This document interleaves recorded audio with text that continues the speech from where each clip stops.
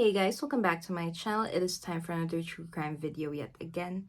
And today we will be talking about the amazing survival story of Jayme Closs.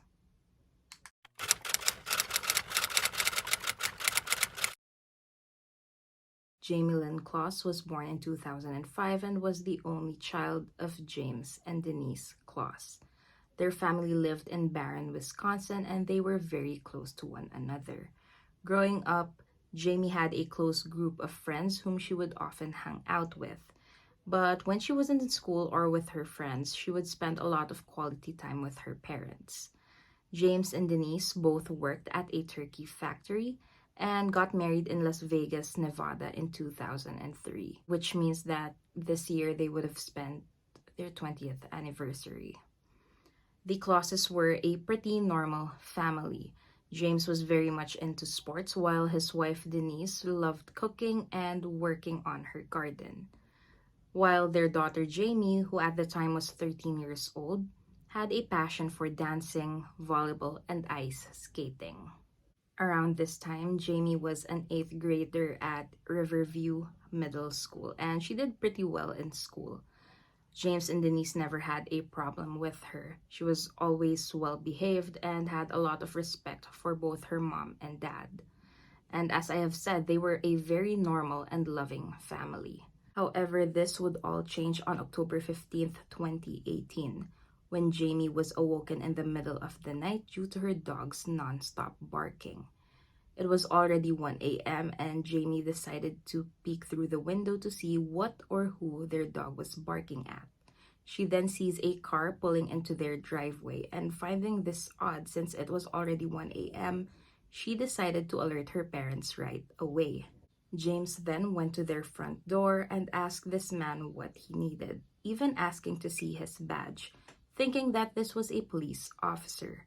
However, James never got a response, and instead, this stranger shot at their front door, unlocking it before shooting James multiple times. Now, during this whole ordeal, Jayme and Denise were both in the bathroom, hiding in the bathtub, and sadly, they heard all of the gunshots fired. They both knew right away that James was probably already dead. Now, Denise had her cell phone with her at the time, and she was able to call 911. But the intruder found them before she even had the chance to tell the dispatcher what was going on. The man then forced Denise to put tape over her own mouth as he tied 13-year-old Jayme's hands up. He then shot Denise before taking Jayme with him and forcing her into the trunk of his car. Now, even though the dispatcher was not able to talk to Denise nor Jayme, sounds of an obvious struggle were heard, and police officers were still dispatched to their house. Within 4 minutes of that 911 call being made, police arrived at the Closs family home. However, it was already too late. They immediately found signs of a forced entry, and upon going inside the house, they found both James and Denise on the floor, no longer alive. They were only 56 and 46 years old, respectively. They searched the entire house, and seeing no sign of Jayme, they immediately knew that she had been abducted by whoever it was that brutally killed her parents. An Amber Alert was issued on the same day, and the search for Jayme Lynn Closs began. Numerous police officers worked on this case non-stop, and there were also so many volunteers from their community. Search parties and prayer vigils were held, as well as countless press cons headed by law enforcement and Jayme's extended family. Everyone wanted to find Jayme. Everyone wanted her home. A $25,000 reward was also offered to anyone who had information that would eventually lead to finding Jayme. And the police did get a lot of tips, however, this all led to nowhere. They searched the house and found nothing useful.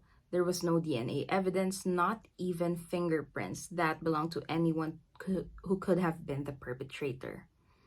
There was also nothing stolen from the home, so this was definitely not a burglary gone wrong. People started to speculate that maybe this person's only motive was to take Jayme. And since this was a huge case, people had a number of theories. One of them being that Jayme was taken by human traffickers, or that maybe Jayme herself had something to do with it. It is sad but not impossible. Some people thought that maybe this was a case similar to that of Gypsy Rose Blanchard.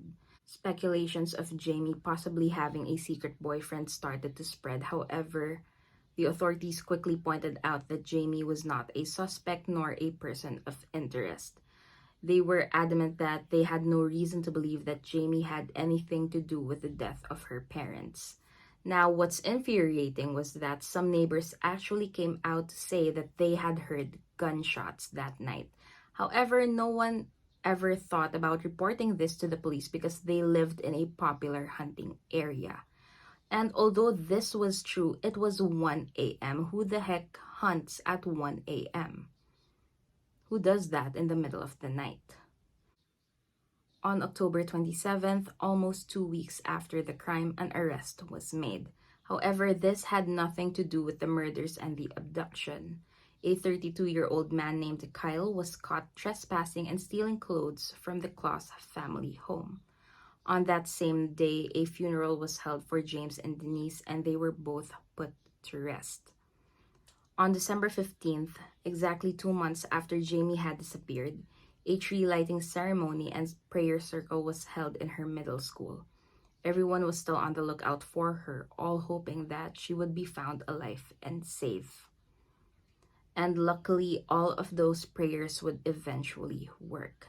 Because on January 10th, 2019, 88 days later, a 911 call was made yet again, but this time, it was a woman saying that Jayme had been found.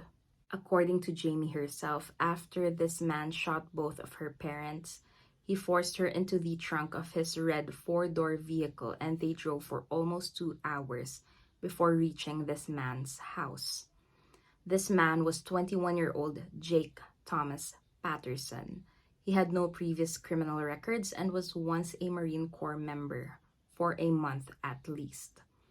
Jake worked at a cheese factory in Barron for 2 days. On his first day at the job, he says that he saw Jayme getting out of the school bus, and once he saw her, he immediately knew that he had to take her. After his shift on the second and last day of working at this cheese factory, he bought a mask. He attempted to take Jayme 2 times and failed as there were still lights on in the street as well as a few cars passing by. And by the time he made his third attempt, he brought a shotgun with him, knowing that he was willing to shoot anyone who would get in the way and try to stop him. Now, according to Jayme's version of events, as soon as they arrived in his home, Jake forced her to take all of her clothes off. She was then given a pair of pajamas which belonged to Jake's sister to change into. Her clothes as well as the rope and tape used to tie her up were then put into a plastic bag before being burned in the fireplace of Jake's basement. And this was done to get rid of any evidence. Now, Jayme never said anything about Jake violating her. However, as I and a lot of other true crime content creators have mentioned before in previous cases, even though someone wasn't sexually assaulted, that doesn't necessarily mean that the perpetrator did not get any sexual gratification from what they did. Now, Jayme was forced to live there and coexist with her parents' killer. And what's crazy is that he'd always have friends and family around. Jake Patterson's dad would often visit him during the weekends, and he had no idea that a 13-year-old girl was being held captive in his son's room. Whenever Jake had a visitor over, he would make Jayme crawl under his bed, and she was not allowed to move nor get out to use the bathroom. He would also play music very loudly so that no one would hear Jayme shuffling under his bed. He would then barricade the perimeter of the bed with heavy tote bags and bins with weights to make sure that Jayme doesn't get out. He also used this barricade as a way to find out if Jayme ever tried to get out of her hiding place. And then he would threaten her that if he found one of these things had moved, bad things would happen to her. And this, of course, terrified 13-year-old Jayme Claus. She knew what he was capable of. Now, this would also happen a lot whenever he was outside of the house.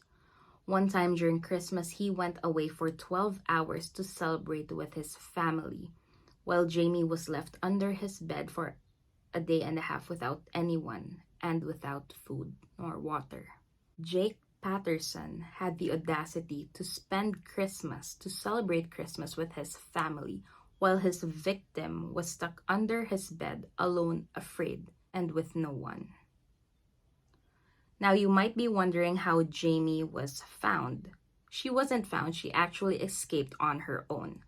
On January 10th, 2019, Jake Patterson told Jayme to get under the bed as he was leaving the house and would be gone for probably around 5 to 6 hours. And Jayme took this as her chance to escape. She managed to push the heavy bins and bags away before crawling out from under the bed. She then put a pair of her abductor's shoes on and successfully exited the house and started to run, and this was when she saw a woman walking her dog. She then approached this woman asking for help, telling her that her name was Jayme Claus and that she had been abducted by a guy named Jake Patterson. Now, this woman could not believe what she was hearing. She knew Jake and lived very close to him. So she decided to bring Jayme to another neighbor's house, and upon seeing Jayme's face, this other neighbor recognized her right away from the missing persons posters plastered all over Wisconsin. They then called 911 and Jayme was immediately brought to the hospital for a quick examination. When they found her, she had lost so much weight. She was frail and skinny, her hair was matted, and she was said to be dirty as well. She also gave the police officers a clear description of what Jake Patterson looked like and what car he was driving. And luckily, Jake had actually decided to head home earlier than what he told Jayme. He got to the house and quickly realized that she had escaped. He saw footprints outside and decided to hop onto his car and drive around in an attempt to find her and bring her back to his house. However, it was him who was found by law enforcement instead. They saw his car and pulled him over and arrested him. He then confessed to everything and his bail was set to $5 million US. On May 24th, 2019, Jake Thomas Patterson pleaded guilty to 2 counts of first-degree intentional homicide and 1 count of kidnapping. He was sentenced to life in prison without the possibility of parole. His father had no idea that a little girl was being held captive by his own son. He was in complete shock and had profusely apologized to Jayme and her family for what his son had done. At the time, he even said that he didn't care about Jake anymore and all he cared about was Jayme and her well-being. Jayme is now 18 years old and lives with her Aunt Jen, who is her legal guardian. She was welcomed back into her community with open arms and much enthusiasm. It is said that the first ever person she ran to when she got home was her grandfather. Her friends, her family, as well as their whole community were so happy that she was found alive and safe.